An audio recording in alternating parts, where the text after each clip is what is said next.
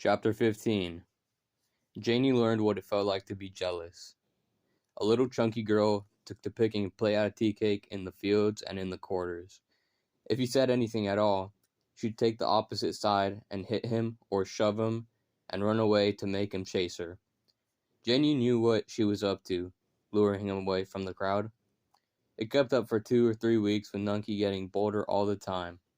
She'd hit tea cake playfully, and the minute he so much as tapped her with his finger, she'd fall against him or fall on the ground and have to be picked up. She'd be almost helpless. It took a good deal of handling to set her on her feet again. And another thing, tea cake didn't seem to be able to fend her off as promptly as Janie thought he ought to. She began to be snappish a little.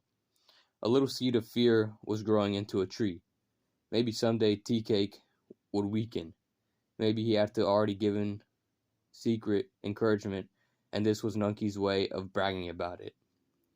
Other people began to notice too, and that put Janie more on a wonder. One day, they were working near where the beans ended and the sugar cane began. Janie had marched off a little from tea cake's side with another woman for a chat. Where she glanced around, tea cake was gone. Nunky too. She knew because she looked. "Where's tea cake?" she asked. "Soap the bottom," he waved his hand towards the cane field and hurried away. Janie never thought at all. She just acted on feelings. She rushed into the cane, and about the 5th row down she found tea cake and Nunky struggling. She was on them before either knew. "What's the matter here?" Janie asked in a cold rage. They sprang apart. "Nothing," tea cake told her, standing shamefaced. What you doing in here? How come you ain't out there with the rest?" She grabbed my working tickets out of my shirt pocket, and I run to get 'em back, tea cake explained, showing the tickets considerably mauled about in the struggle. Janie made a move to seize Nunky, but the girl fled, so she took out behind her over the humped-up cane rows, but Nunky did not mean to be caught. So Janie went on home. The sight of the fields and the other happy people was too much for her that day. She walked slowly and thoughtfully to the quarters. It wasn't long before tea cake found her there and tried to talk. She cut him short with a blow, and they fought from one room to the other, Janie trying to beat him, and tea cake kept holding her wrist and wherever he could to keep her from going too far. "I believe you've been messing around her," she panted furiously. "No such thing," tea cake retorted. "I believe you did. Don't care what big lie get told, somebody can believe it."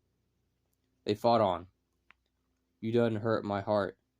You come with a lie, bruise my ears." "Turn go my hands," Janie seethed. But tea cake never let go.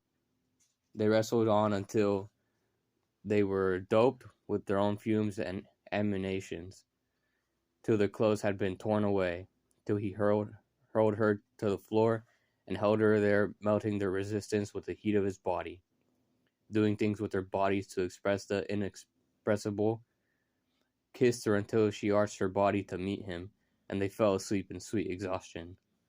The next morning, Janie asked like a woman, "You still love me? Or you still love old Nunky?"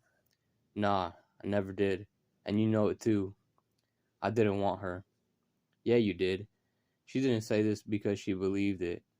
She wanted to hear his denial. She had to crow over the fallen Nunky. "What would I do with a chunk of woman like that, with you around? She ain't good for nothing, except to set up in the corner by the kitchen stove and break wood over her head. She's something to make a man forget to get old and forget to die."